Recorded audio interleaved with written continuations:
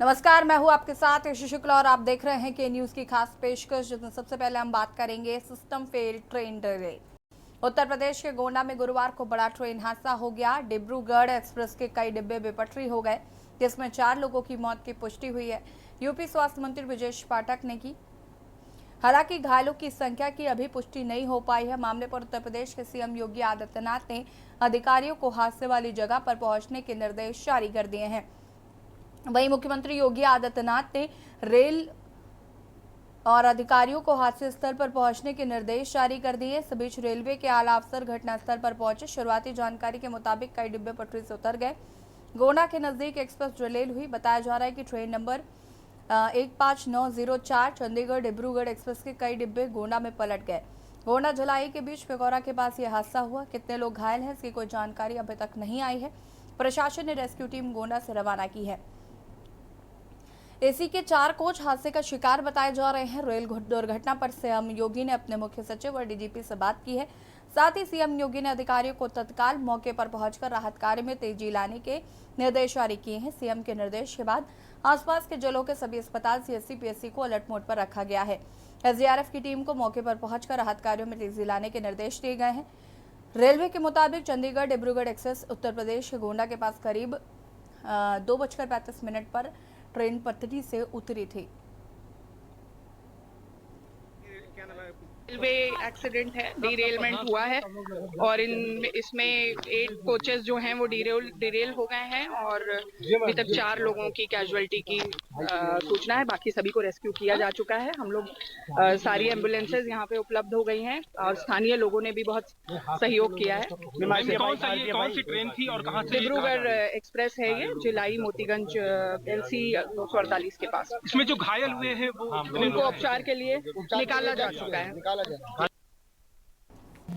और इसी खबर पर ज्यादा जानकारी के लिए ब्यूरो चीफ राजेश शुक्ला जी हमारे साथ जुड़ चुके हैं। राजेश जी, क्या कुछ जानकारी अभी तक, क्या कुछ अपडेट मिल पा रहे हैं घटना को लेकर?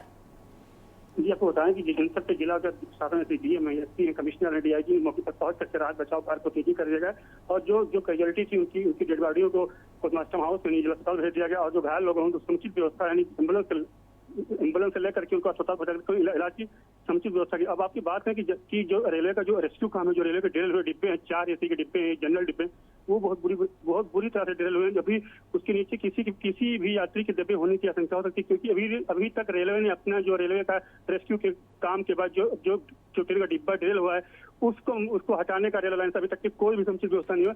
और बात करें कि जो जनपद के जो आलाधिकारी उन्होंने तो तत्काल व्यवस्था करके जो घायल हैं, जो मृत्यु हुई, उनको यहाँ से तत्काल हटाया, लेकिन जो और लोग हैं, जो मतलब जैसे पंकज सिंह जो रेलवे के जो अधिकारी हैं, उन्होंने कहा तत्काल करा करके रेलवे, लेकिन यहाँ पे कोई भी खैर अभी नहीं हो रहा, क्योंकि एसडीआरएफ की टीम, एनडीआरएफ की टीम और स्थानीय पुलिस, लोकल पुलिस, रेलवे की, लेकिन अभी तक के डिरेल हुई जो ट्रेन है उसको तत्काल मौके पर किसी प्रकार का कोई हटाने का कार्य, क्योंकि जो दुर्घटना है वो बहुत भयावह है।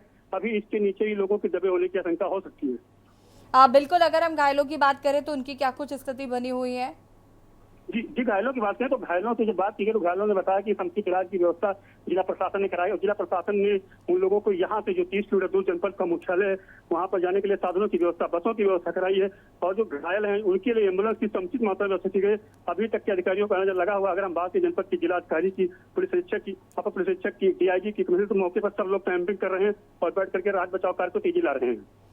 बिल्कुल, क्या किसी तरीके का कोई हेल्पलाइन नंबर जारी किया गया है ताकि परिजनों को जानकारी लेनी हो तो वो फोन कर सकते हैं, या इस तरीके की कोई व्यवस्था की गई है? अभी बात करें तो हेल्पलाइन सिर्फ रेलवे का दिखावा है, क्योंकि बारिश का मौसम है। रेलवे ने जो हेल्पलाइन की टीम लगाएगी वो टीम अपना सामान बचाने में जुटी हुई, क्योंकि जब रेलवे के जब अधिकारियों ने कोई व्यवस्था नहीं की, क्योंकि ओपन एरिया है, बारिश हो रही है, बारिश बहुत भयंकर हो रही है, इसलिए रेलवे का जो हेल्पलाइन नंबर की जो कार्यक्रम प्रक्रिया लगाई जाएगी जिससे कोई यात्री की, लेकिन उस प्रकार की कोई व्यवस्था नहीं की, क्योंकि भीषण बारिश में रेलवे समुचित व्यवस्था नहीं कर रहा है। जो लोग टेलीफोनिक व्यवस्था, हेल्पलाइन नंबर लगाने की व्यवस्था कर रहे हैं, उनके संचारों में पानी भर जाने की आशंका जताई जा रही है। शुक्रिया आपका जानकारी साझा करने के लिए। और बता दें आपको कि फिलहाल जो रेस्क्यू है वो लगातार जारी है और मुख्यमंत्री योगी आदित्यनाथ ने भी हादसे का संज्ञान लिया है।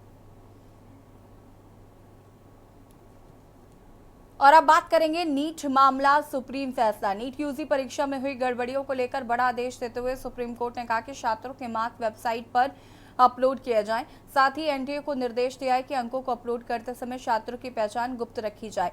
कोर्ट ने कहा कि नतीजे शहर और केंद्र के हिसाब से अलग अलग घोषित किए जाने चाहिए। इसके साथ ही कोर्ट ने मामले की सुनवाई के लिए नई तिथि निर्धारित की है, जिसके अनुसार अब नीट परीक्षा में पेपर लीक और गड़बड़ी का आरोप लगाने वाली याचिकाओं पर 22 जुलाई को आगे की सुनवाई होगी।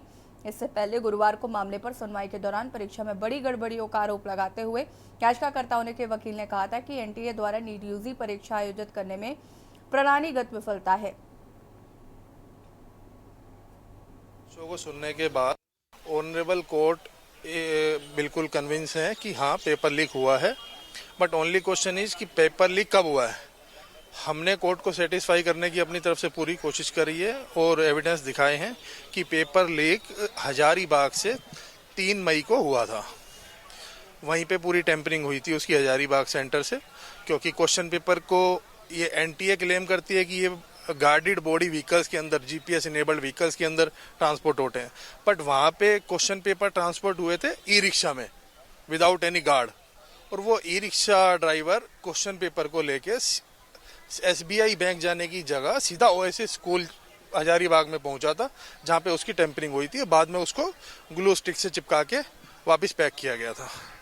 और सीबीआई के वकील का कहना है कि ये क्वेश्चन पेपर लीक 5 मई 2024 को मॉर्निंग में हुआ था, जिस पे ऑनरेबल कोर्ट कन्विंस बिल्कुल नहीं है, क्योंकि इतना टाइम उसमें नहीं था कि उस क्वेश्चन पेपर को सोल्व किया जाए और उसके बाद कैंडिडेट्स को रटवाया जाए।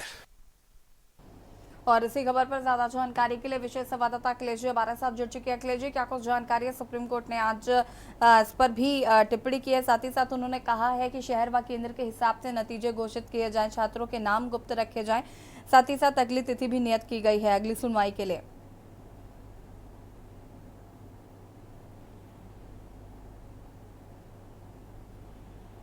अखिलेश जी, आवाज आ रही है आपको?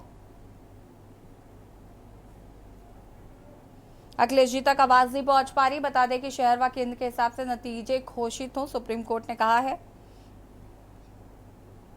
नीट यूजी परीक्षा पर सुप्रीम कोर्ट का यह बड़ा आदेश।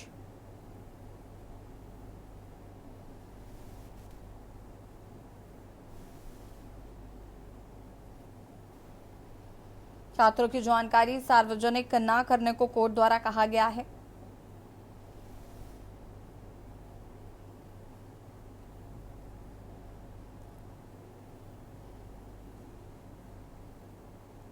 वेबसाइट पर मार्क्स अपलोड करने के निर्देश सुप्रीम कोर्ट द्वारा दिए गए हैं।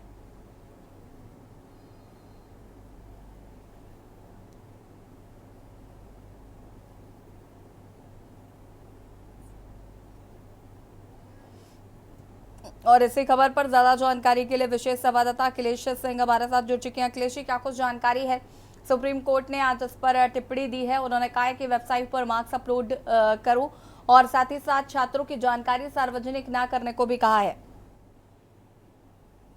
सुप्रीम कोर्ट में मेडिकल नीट परीक्षा 2024 के पेपर लीक मामले और अन्य विवादों को लेकर आज जब सुनवाई हुई तो 40 याचिकाएं एक साथ कंपाइल करके सुप्रीम कोर्ट के chief justice of India D.Y.. Chandrachud और उनके साथ पर्दावाला और एक और जस्टिस से 3 जस्टिस की खंडपीठ ने इसमें सुनवाई शुरू करी। शुरू होने के बाद सबसे पहले उन्होंने अपीलकर्ताओं से कहा कि जो भी पेपर लीक के तथ्य और फैक्ट हैं उनके आप लोगों ने जमा है, लेकिन उससे पूरा तरह से क्लियर कट नहीं हो रहा है, इसलिए जो भी तथ्य आपके पास हैं उनको आप रखिए। दूसरी साथ उन्होंने केंद्र सरकार यानी एनटीए को भी ये कहा कि जितने भी परीक्षार्थी सफल हुए हैं, जो छात्र परीक्षा में शामिल हैं, उनके सभी के मार्क्स यानी अंकों को ऑनलाइन किया जाए और शनिवार के 12 बजे तक हर हालत में ऑनलाइन हो जाना चाहिए। अगर इसकी अवहेलना की हुई तो कार्रवाई की जाएगी। इसके साथ ही साथ ये भी एनटीए से कहा गया, सुप्रीम कोर्ट ने अपने आदेश में कहा कि जिन भी छात्र के अंक ऑनलाइन किए जा रहे हैं लेकिन उनकी किसी की पहचान को उजागर नहीं किया जाएगा।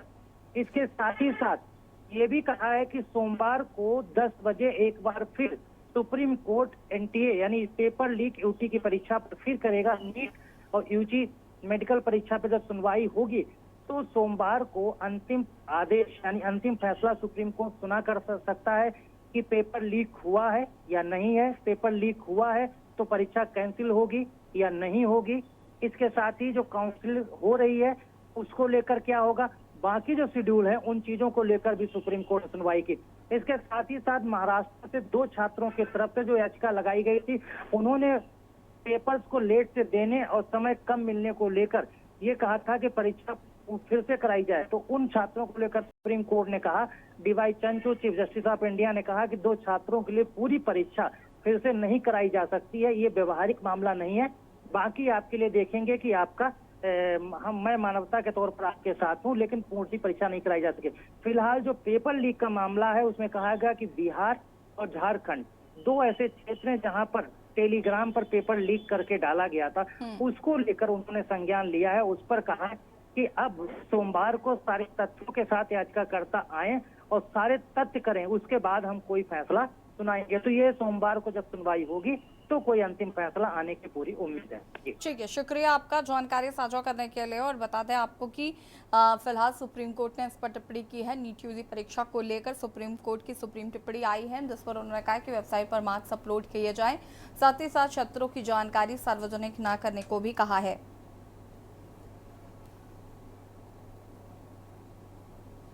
और अब बात करेंगे आतंक मुठभेड़ और जज्बा। जम्मू कश्मीर के डोडा जिले में आतंकवादियों के साथ हुई मुठभेड़ में सेना के 2 जवान घायल हो गए। अधिकारियों ने बताया कि मुठभेड़ कास्तीगढ़ इलाके के जदनबाटा गांव में हुई। तलाशी अभियान के दौरान आतंकवादियों ने एक सरकारी स्कूल में बने अस्थायी सुरक्षा शिविर पर गोलीबारी कर हमला किया।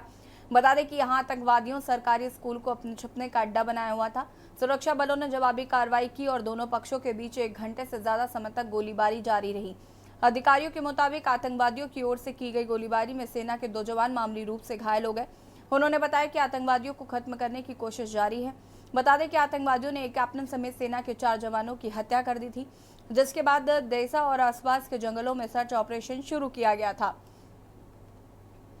इससे पहले देसा के जंगलों में 2 जगहों पर सुरक्षा बलों और आतंकवादियों के बीच कुछ देर के लिए गोलीबारी भी हुई थी। इस मामले में नेशनल कॉन्फ्रेंस के उपाध्यक्ष उमर अब्दुल्ला ने जम्मू कश्मीर में आतंकवाद पर रोक लगाने में नाकामी के खिलाफ प्रशासन पर सवाल उठाए। 1 साल से हमलों का सिलसिला शुरू हो चुका है। शायद कोई इलाका हो जहां पर मिलिटेंसी के से आज़ाद है। इन हालात में हम मजबूर होते हैं पूछने पर आखिरकार हुकूमत कर क्या रही है। उन्होंने दावे तो बहुत किए, हर बार जब हमला होता है तो कहते हैं कि militancy on it's last legs. ये मिलिटेंसी का खात्मा होते हुए नजर आ रहा है। बता दें कि डोडा जिले में करीब 15 साल पहले भी सामूहिक रूप से विशेष समुदाय के लोगों को बंधक बनाकर नरसंहार और कान व नाक काटने जैसी आतंकी वारदातों का गवाह रहा है। जिले में पिछले 2 माह से 5 से अधिक आतंकी वारदातें हो चुकी हैं।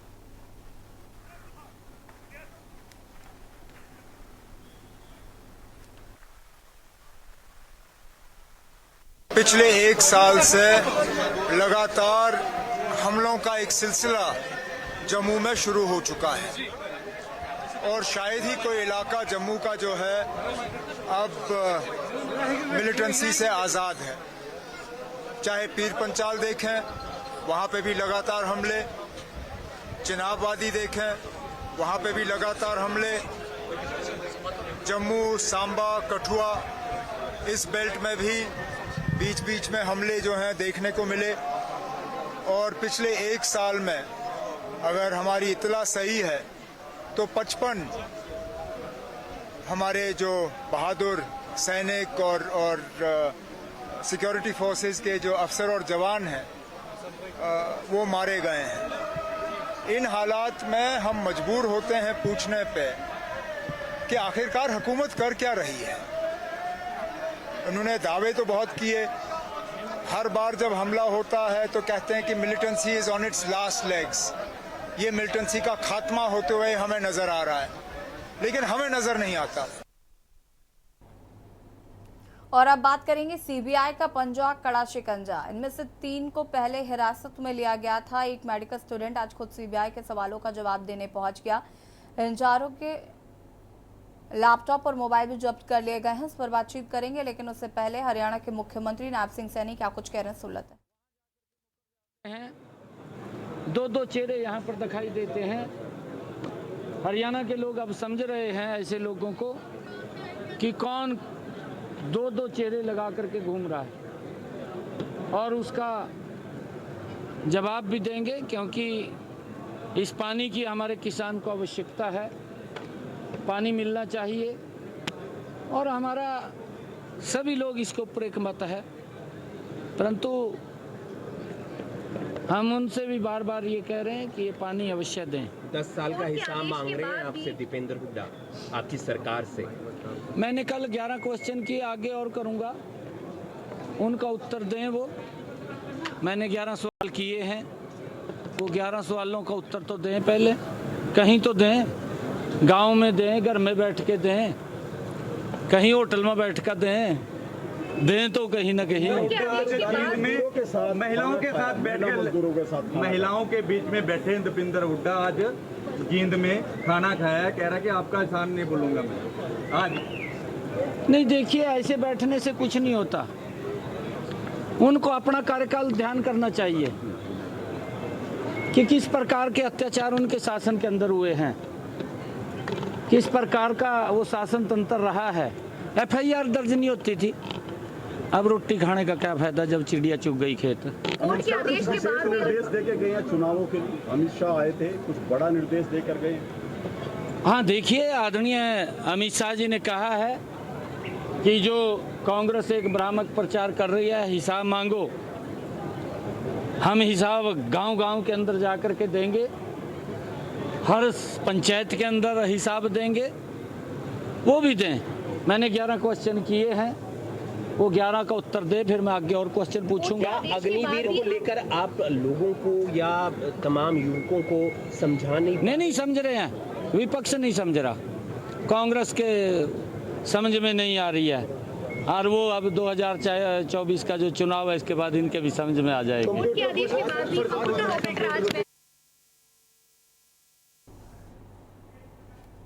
और यहाँ पर नायब सिंह सैनी को आप सुन रहे थे, जिन्होंने विपक्ष पर जमकर निशाना साधा। रुकेंगे छोटे से ब्रेक के लिए और हाजिर होते हैं।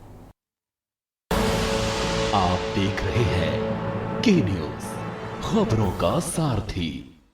ब्रेक के बाद एक बार फिर से आप सभी का स्वागत है और बात करेंगे सीबीआई का पंजा कड़ा शिकंजा। आपको बता दें कि एम्स में 3 लोगों को हिरासत में लिया गया था। एक मेडिकल स्टूडेंट आज खुद सीबीआई के सवालों का जवाब देने पहुंचा है। नीट यूजी मामले में इन चारों के लैपटॉप और मोबाइल भी जब्त कर लिए गए हैं। पेपर लीक केस में संलिप्त होने का आरोप है। तीनों डॉक्टर 2021 बैच के स्टूडेंट हैं। इनके हॉस्टल के कमरे को भी सील किया गया है। इस मामले में पत्रकारों से बातचीत करते हुए पटना एम्स के कार्यकारी निदेशक डॉक्टर गोपाल कृष्ण पाल का कहना है कि पटना एम्स से किसी डॉक्टर को गिरफ्तार नहीं किया गया। सीबीआई टीम 3 छात्रों को अपने साथ ले गई है। इस दौरान एक छात्र हॉस्टल में नहीं था, बाद में उसने सीबीआई कार्यालय गया।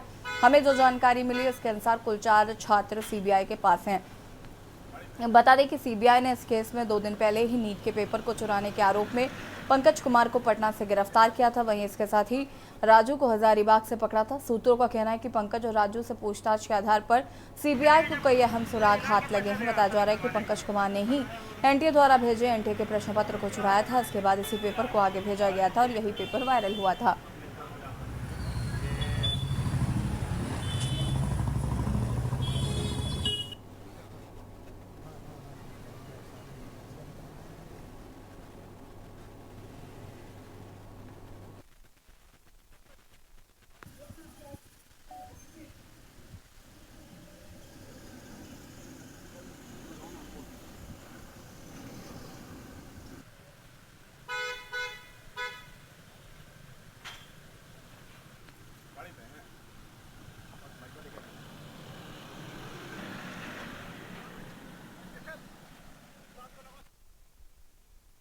और अब बता देते हैं, बात करते हैं मौत का सस्पेंस। लखनऊ में रायबरेली रोड पर एल्डिगो कॉलोनी में शिक्षक सौरभ सिंह के घर पर संदिग्ध हालत में सोमवार देर रात 14 वर्षीय किशोरी की मौत हो गई। उसके नाक और मुंह से खून निकल रहा था।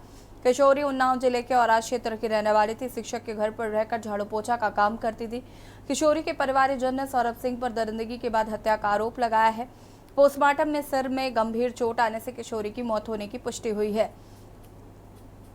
दुष्कर्म की आशंका पर साइट बनाई गई है। मृतक के भाई ने शिक्षक के खिलाफ पीजीआई थाने में तहरीर दी है। इंस्पेक्टर पीजीआई ब्रजेश तिवारी ने बताया कि तफ्तीश की जा रही है। साक्ष्यों पोस्टमार्टम रिपोर्ट के आधार पर आगे की कार्रवाई की जाएगी। किशोरी के भाई ने बताया कि सौरभ सिंह उसके गांव के प्राथमिक विद्यालय में शिक्षक है। बहन उसी विद्यालय में कक्षा 5 तक पढ़ी थी। कई साल पहले उसने पढ़ाई छोड़ दी थी। सौरभ अक्सर बहन को पढ़ाने और कामकाज के लिए स्कूल बुलाया करते थे। बीती 8 जुलाई को घरेलू कामकाज के लिए लखनऊ अपने घर ले गए। बदले में 6000 मासिक घर भेजने की बात तय हुई। किशोरी के भाई के मुताबिक मंगलवार दोपहर तक सौरभ ने कुछ भी नहीं बताया। सौरभ के साथ ही शिक्षक ने हमें बहन की मौत होने की जानकारी दी और शव ले जाने की बात कही। दोपहर करीब 3 बजे परिवारजन लोग बंधु अस्पताल पहुंचे, जहां बहन का शव पड़ा था। भाई का कहना था कि शिक्षक सौरभ बहन के साथ बंधक बनाकर दुष्कर्म कर रहा था, जिसके प्रमाण में बहन की पीठ पर खरोच के निशान होना बताया गया है। किशोरी के भाई ने बताया कि घर वाले सौरभ को फोन करते थे, बहन से बात कराने को कहते थे तो वो बात नहीं कराता था। मां 3 दिन पहले बहन से मिलने आई थी, पर सौरभ ने उनकी मुलाकात भी नहीं कराई। कह दिया कि वो परिवारजन के साथ कहीं बाहर गई है। किशोरी की मौत पर भाई ने जो सवाल उठाया, उनका जवाब किसी के पास नहीं था। आखिर सौरभ ने खुद फोन पर कर घर वालों को इसकी जानकारी क्यों नहीं दी? सौरभ ने बहन की मौत की सूचना इतनी देर बाद क्यों दी? अस्पताल में सौरभ परिवारजनों से सिर्फ एक बार मिले, उसके बाद क्यों नहीं मिले? बहन को अपने घर लाने के बाद सौरभ ने एक बार फिर बात क्यों नहीं कराई? बहन को अगर बुखार था तो सौरभ ने इसकी सूचना घर वालों को क्यों नहीं दी? आरोपी शिक्षक प्रशिक्षण अवधि से ही विवादों से घिरा रहा है। शिक्षक और आज क्षेत्र के एक प्राथमिक विद्यालय का इंचार्ज शिक्षक है। मेरा नाम योगेश पासी, सिविल आर्मी का पीजीआई थाना क्षेत्र के अंतर्गत ये मामला हुआ है और नाबालिग लड़की का गैंगरेप किया गया है। सबसे पहले उसको दारू पिला के उसके हाथ पांव को बांध करके, और जो आरोपी है सौरभ सिंह, जो एक अध्यापक है और एक गंभीर पद पर है, उसके द्वारा और उसके साथियों के द्वारा युवती का गैंगरेप किया जाता है। और जब सूचना मिलती है, लड़की के भाई हैं, लड़की के बड़े पापा हैं, और जब इनको सूचना मिलती है, ये लोग जाते हैं तो इनसे ये कहा जाता है पहले आप साइन करिए, तब तक लड़की की बॉडी नहीं दिखाई जाती है। और सबसे बड़ी यहाँ खामी पुलिस की, जो कहते हैं बेटी बचाओ बेटी पढ़ाओ का नारा दिया गया है।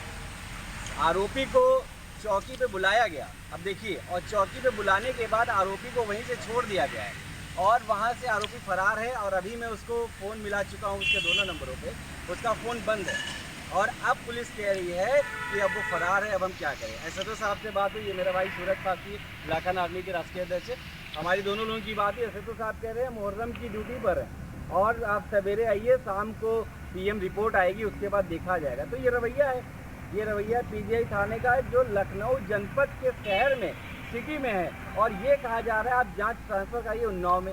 जब घटना यहाँ की है, FIR यहीं पे होगी, वहाँ पे हम क्यों जाएंगे? और ये बहुत दयनीय स्थिति के हैं। और लड़की को खाना पीना बनाने के नाम पर अपने घर ले गया, 1 हफ्ता रखा है, उसके बाद लड़की 15 को मर गई है और पता चल रहा है इनको कल। घर में हमारे बस मम्मी और छोटी वाली सिस्टर रहती थी, बाकी हम 3 लोग तो बाहर ही थे। आप कहाँ थे उस समय? हम मूर्ति में थे। जब लड़की यहाँ आई थी, उसको नौकरी का झांसा लेकर लाया गया था, उस समय आप कहाँ थे? तब हम गाँव में थे। आप गांव में थे? आपको ज्ञात था कि ये जो अध्यापक हैं ये लेके जा रहे हैं अपने घर? नहीं सर, ये जो एक बछौली में जो मास्टर थे ना, उन्होंने बात की थी, कहते थे कि जिम्मेदारी है हमारी। उनका नाम क्या है? वो कौन मास्टर थे? भूपेश कहाँ रहते हैं? बछौली में, गांगन में। भूपेश क्या मित्र में, क्या सौरभ? और वो मतलब कि पैसे वैसे की बात किया था कि थोड़ा मतलब कम कर लो, ज़्यादा कर लो, वही में।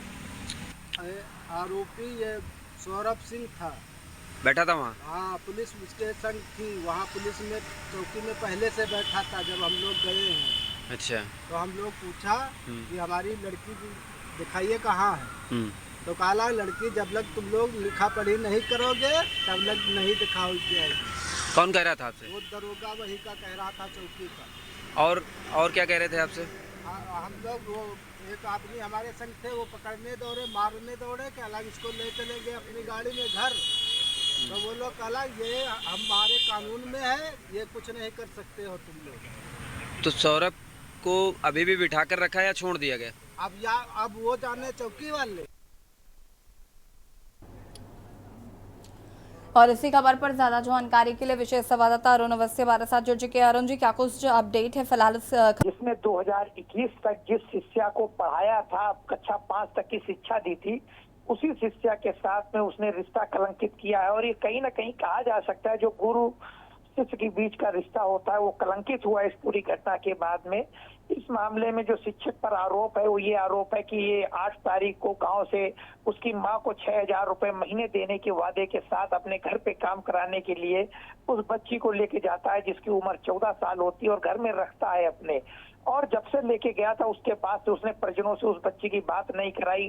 परिजनों का तो ऐसा आरोप है कि 14-15 तारीख को जब माँ उसके घर गई थी बच्ची से मिलने तो उसको बच्ची से मिलवाया नहीं और उसी रात उसकी हत्या हो गई या कह सकते हैं कि उसकी मौत हो गई। इस पूरे मामले में जब उसको सूचना मिलती है, जो आरोपी शिक्षक है उसके मित्रों द्वारा सूचना मिलती है तो परिजन वहाँ पहुँचते हैं, पीजीआई थाने पहुँचते हैं। वहाँ उसको शव मिलता है और ये बताया जाता है कि इसकी तबीयत खराब थी और इसकी मौत हो गई है। इस मामले में जो परिजनों का आरोप है उनका साफ और स्पष्ट आरोप है कि बच्ची के साथ में दुष्कर्म होता है और सामूहिक दुष्कर्म होता है जिसमें उसकी मौत होती है। हालांकि इस पूरे मामले में प्राथमिकी लखनऊ में दर्ज हुई है और कल ये शव देर रात उन्नाव लाया गया था उसके घर में और आज उसका अंतिम संस्कार किया गया है। जी शुक्रिया आपका जानकारी साझा करने के लिए। और बता दें आपको कि फिलहाल अंतिम संस्कार कर दिया गया है और पुलिस आगे की कार्रवाई की बात कहते हुए नजर आ रही है।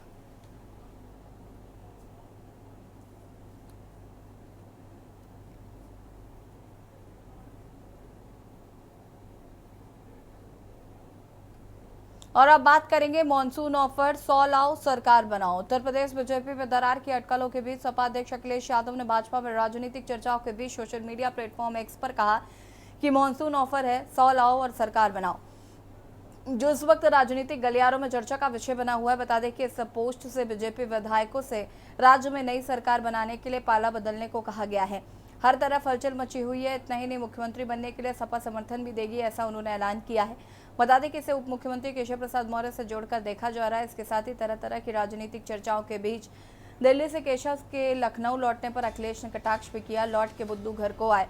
बता दें कि केशव प्रसाद मौर्य ने भी सपा अध्यक्ष अखिलेश यादव पर एक्स के जरिए हमला बोलते हुए उन्हें सपा बहादुर की संज्ञा देते हुए कहा है कि यूपी और केंद्र दोनों ही जगह मजबूत सरकार है। 2017 की तरह 2027 में भी हम यूपी में सरकार बनाएंगे। उन्होंने सपा के पीडीओ को धोखा करार दिया था।